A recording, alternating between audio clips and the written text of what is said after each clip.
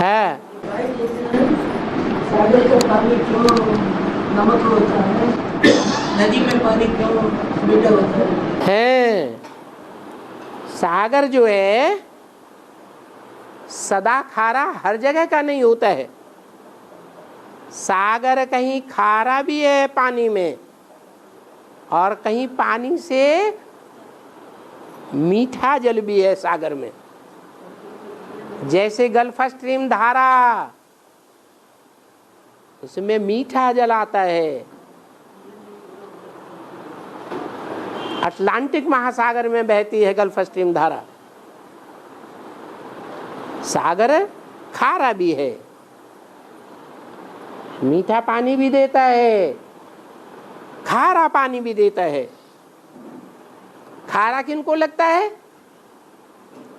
और मीठा किनको लगता है? हैं? ज्ञान सागर का ज्ञान जल तुम बच्चों को मीठा लगता है, और जो विरोधी है उनको खारा लगता है। दुनिया में जिनको सागर का जल खारा लगता है उनकी संख्या ज्यादा है, या जिनको मीठा लगता है उनकी संख्या ज्यादा है? हैं? खारा लगने वाले, खारा अनुभव करने वाले दुनिया में बहुत हैं। चंद्रवंशी सारे ही खारा, इस्लाम वंशियों को भी खारा, बौद्ध वंशियों को भी खारा जल लगता है। दुनिया में सभी धर्म वालों को खारा जल लगता है। सिर्फ तुम सूर्यवंशी बच्चों को सागर का जल मीठा लगता है। और नदी का पानी क्यों मीठा होता है? नदी का पानी इसलिए मीठा होता है कि सागर गर्म किया जाता है सूर्य की गर्मी से। क्या? सूर्य के ताप से, सूर्य के योग बल से क्या होता है?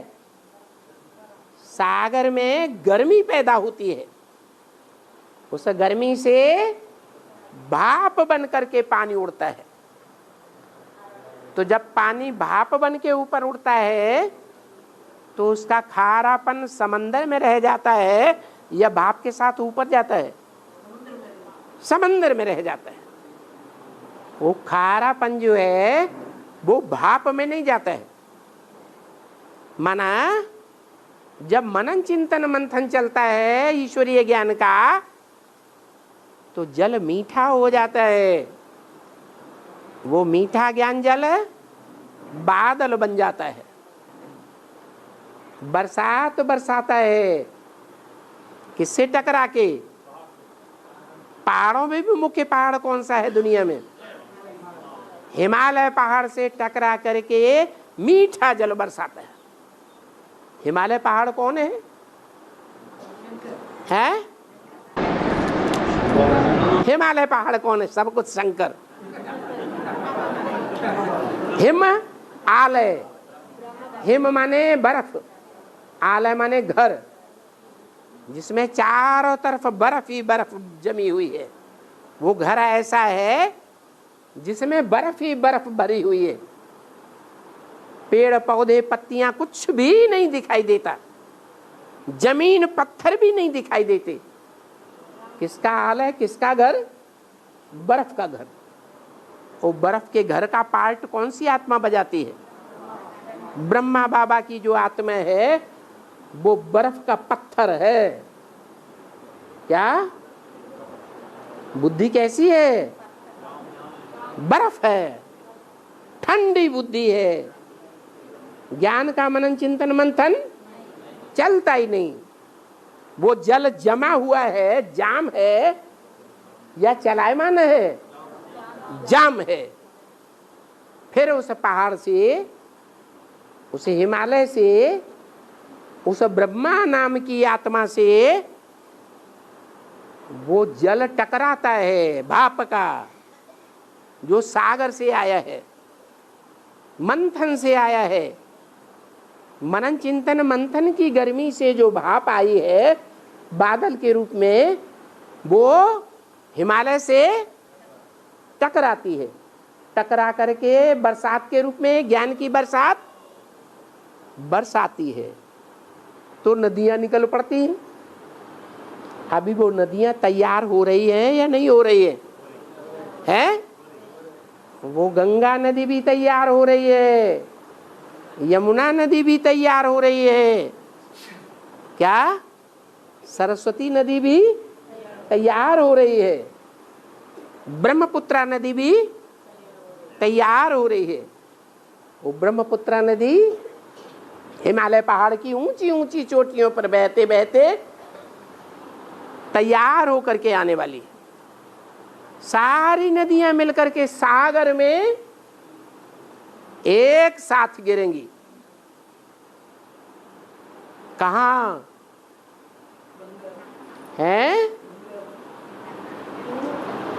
और मिले बार बार, गंगा सागर एक बार।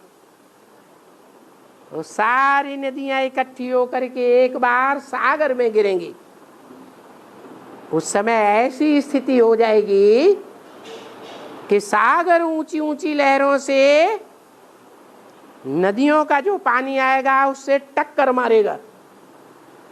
बड़ी ऊंची ऊंची पानी की दीवारें खड़ी हो जाएंगी। क्या खड़ी हो जाएंगी? पानी की, ज्ञान जल की ऊंची ऊंची दीवारें खड़ी हो जाएंगी। लोग ससोपंज में पड़ जाएंगे। कौन सा ज्ञान सच्चा? ये नदियां सुना रही है, जो नदियां